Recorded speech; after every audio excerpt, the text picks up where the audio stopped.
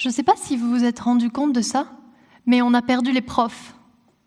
Ça serait un super teaser pour un film de détective qu'on appellerait « À la recherche des profs perdus ». Sauf que c'est pas un film, c'est la réalité. Peut-être que vous avez déjà entendu ça. Le problème, c'est que être prof, c'est mal payé, mal considéré, etc. Alors, imaginez maintenant que vous êtes ministre de l'Éducation et que vous ne pouvez pas recruter suffisamment de profs pour tous les élèves. Imaginez des élèves sans prof. Vous voyez venir le carnage ? Et soudain, une lueur d'espoir.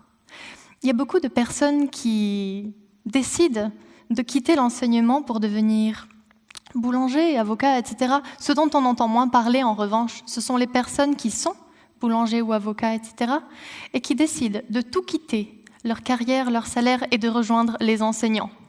Donc là, vous êtes toujours ministre de l'Éducation.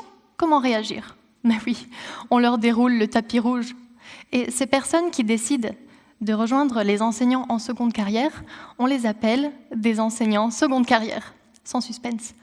Mon travail consiste à me demander si étudier ces enseignants seconde carrière peut me permettre de mieux comprendre les problèmes d'attractivité que rencontre aujourd'hui la profession d'enseignant. Et c'est vraiment toute une enquête. Voilà un aperçu. Il s'agit d'abord de comprendre comment on en est arrivé là. C'est vrai que c'est un sujet d'actualité, pourtant le problème est loin d'être ancien. Donc je vais commencer mon enquête dans les archives de presse pour étudier l'évolution des discours publics sur l'attractivité de la profession. Je vais continuer mon enquête ensuite auprès des personnes directement concernées pour comprendre comment ça s'est passé pour eux, la transition et l'intégration. Et une fois qu'ils sont là, comment leur pratique, comment leur expertise précédente impacte leur pratique pédagogique et leur identité enseignante. En d'autres termes, qu'est-ce qu'ils ont à apporter au métier ? Et enfin, comment se fait-il qu'on retrouve ce problème dans tant de pays ? Pour comprendre ça, je vais mener ma petite enquête en France, mais aussi en Belgique. Pourquoi la Belgique ? Devenir prof en France et en Belgique, c'est vraiment très différent.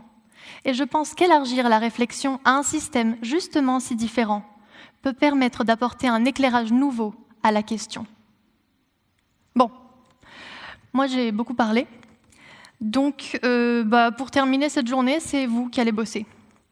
Si vous êtes ou que vous connaissez des enseignants en seconde carrière qui seraient intéressés pour participer à ma recherche, n'hésitez pas à me contacter pour qu'on découvre ensemble la suite de ce film palpitant, à la recherche des profs perdus ou peut-être des profs retrouvés. Merci.